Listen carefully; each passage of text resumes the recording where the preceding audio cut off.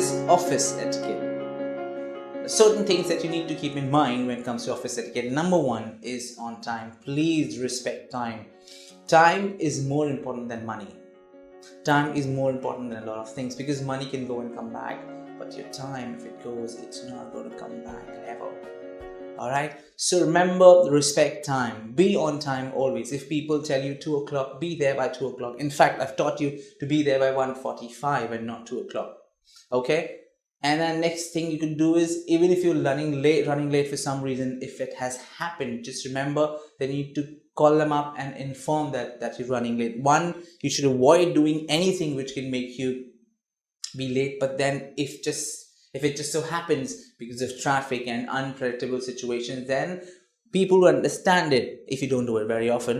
But just make sure that you call them up, ring them up, and tell them the genuine reason as to why you are late.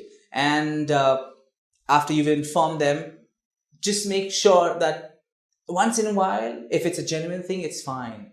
But every time if you do it and you say I've informed them and I'm right, if I've informed them I'm right. But what's not right here is that you coming late again and again. If you know that either you don't commit, if they say 2 o'clock and you can't reach there by 2 o'clock, fine, tell them that you can't reach there by 2 o'clock. Okay, but don't promise if you can't fulfill, if you can't keep the promise. So if you know that you can't reach there by 2 o'clock, don't commit. Say I will be able to reach there earliest by 2:30, not before that. Okay, and what now? That's one thing. The other thing is, please do not get into this habit of coming late, arriving late every now and then, because then you will lose people's respect and they will stop trusting you. And a lot of people value time because they understand the importance of time, and if you don't value time, they will not value you as well. Now, one last thing that I could share since we're talking about time is you might raise a question saying that I work till late. So obviously, because I worked till late in the office, I was there till 2 o'clock in the office yesterday, which is why I've come late. Now here's the thing. Champions don't give excuses even when things get tough. Alright, and you are a champion. So you have to remember that even if you're late, that doesn't give you the right to come late again in the morning. You're working hard, good, do it hard so that you will have things which others can just dream of. Don't give excuses. Okay, next is cubicle etiquette. Now, we all work in offices where there are cubicles. Not that everybody has his or her own office space. So then we work in cubicles, we sit in cubicles, okay, in large offices. So in case if you have a cubicle of your own and then you work there, just certain things that I want you to remember and I want you to understand. Number one thing to do is imagine that there are invisible doors. A lot of people I see, they just get up and start talking to the other person, not seeing that the other person maybe very tense, maybe speaking to someone, and you might just be disturbing them, or you might just be doing something to obstruct their flow of work. Okay, that's not right. So imagine that there are doors. If there were doors, what would you do? You would knock and then ask permission and then do it. Same way, imagine that there are invisible doors, and whenever, just see if they are in a position where they can talk to you, only then should you, otherwise leave them alone. Number two is, be aware of how your voice projects. We work in cubicles and it's not soundproof, and it's not surrounded by four walls, right? So in that case, you have to understand that when you speak on phone, don't talk loudly. When you crack jokes, don't crack it so loudly with others that the person who's sitting beside you in the next cubicle gets disturbed. Also, when you use a speakerphone, realize that you're sitting in a cubicle and there are others who are sitting in the cubicle as well, and the voice will easily reach the other person's ears. So speakerphones and cubicles don't go hand in hand.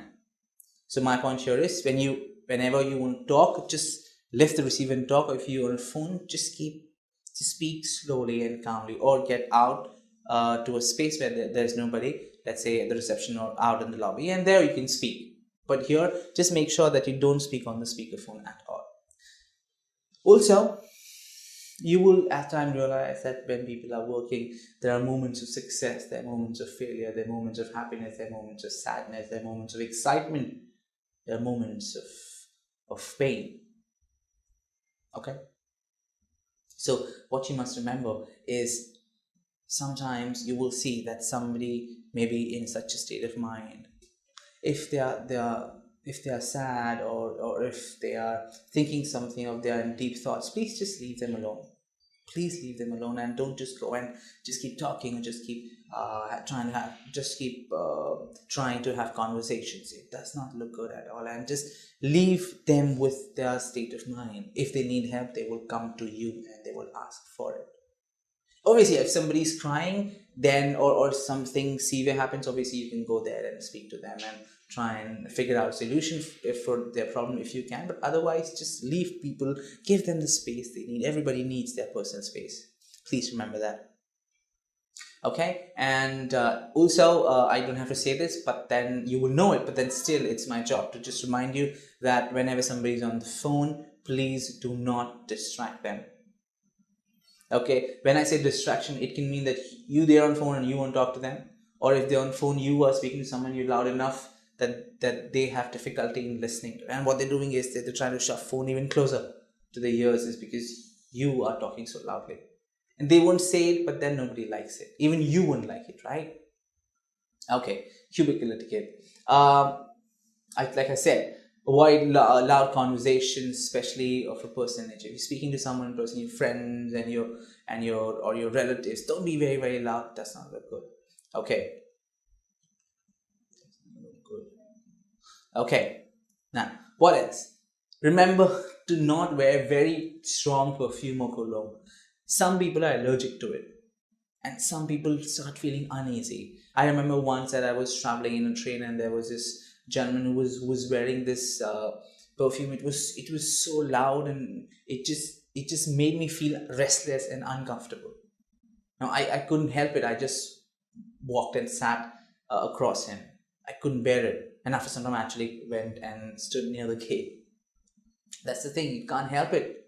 So my point here is, don't wear something that's too loud and that can make people uncomfortable. And lastly, do not eat something smelly. So as soon as you open your food, people should know what you've got, right? You should be able to have your food in peace. So just remember that you're not supposed to eat something smelly, so that people again get uncomfortable. Like I told you, the first rule of etiquette is making sure that people don't get uncomfortable. All right, so quickly, 2 tips about cubicle etiquette. One, you're not supposed to stand in front of someone's cubicle and carry on loud conversations, so that disturbs someone. Number 2 is, do not walk into a cubicle when someone is on the phone or they are in deep conversation with someone. Please imagine, like I told you, imagine as if there is a door. Take the permission only if they say yes. Should you start talking, or should you get into it? Otherwise, you should not. All right. Office citizenship. Now, what's this? Now, here are certain things that you need to keep in mind to be a good citizen of your office. Okay, number one is put things back where they belong. If you take something from somewhere, just make sure that you put it back from where you took it from. Number 2 is refill the paper tray. Now, there will be IT people to do it. If there's nobody around, you should remember to, if you've used all the papers, just put the blank papers there, so that somebody else can take the photocopy of it or print whatever they need, the documents. Number 3 is learn how to unjam the copier. Now, what happens I've seen, and it's a big time waster. What happens is, people are using photocopiers, or they're taking printouts, and what happens is the machine gets jammed and the paper gets stuck. And now the paper gets stuck. What they do is they just leave it, and then they just start doing something else. And when somebody else comes and they want to get a printout, they want a copy of it, they want to photocopy something, what happens? They see that is jammed. It's absolutely not right. You must learn to unjam it, and it'll be helpful. Just learn it, and people will thank you for it. Also, disperse any fast food wrappers or cups. If you've kept something somewhere, just remember to just throw it in the bin and dispose it off. Few more things. After using a conference room, just clean up the conference room, and if there were any papers that are scattered, just make sure that you collect them and then you put them in the proper place. Put the chairs back around the tables and erase the whiteboard marker. Remember that people just draw and then they leave. Okay, they just write and then they leave. It's your duty. You've used it. Make sure that you clean it before you go, and make sure that the chairs that were placed here and there. Now you get them back again in position, and do not leave dried markers in the whiteboard tray. So if you use a marker and if you realize that there's no more ink in it, just refill it or ask someone to do it. Okay. And kitchen, now obviously we have our breaks, these little coffee breaks, these little tea breaks, and there, remember that if you've somehow managed to spill the coffee in the machine, just make sure that you ask someone to clean it, or just you do it yourself. It will not make you smaller if you do it. These are manners and etiquettes. Do not leave your coffee cups on the sink. Do not eat others people's food. This is very important. Some people understand this. Some people do not like if somebody eats from their tiffin. They do not like, for whatever reason, and you need to respect it. They might, if somebody tells you, oh, you can eat something, just take a very small bite if you have to. Don't ignore or do not decline the request because it doesn't look good. Out of courtesy, just eat one small bite and that's it. If it's nice and delicious, don't just start eating the whole thing, because people don't like it. A lot of them, I've seen a lot of them do not like when somebody eats from their tiffins. Also, do not leave your own food in the refrigerator for too long. These are just small things, but they matter a lot. And actually, I remember a lot of people not liking others just because they did not take care of these small things. Not safe for work, NSFW. You should remember that you should not watch any sensitive content or any adult content when you are at work. It is absolutely not right, a big no. What else is not safe for work is trying to instigate humor, but you end up cracking poor jokes, which isn't very cool, and then we will not like you. So refrain from poor jokes if you can, and do not talk about something that's religious. Do not talk about hate speeches. It definitely does not work, and people are very sensitive. They get hurt when you talk about such things.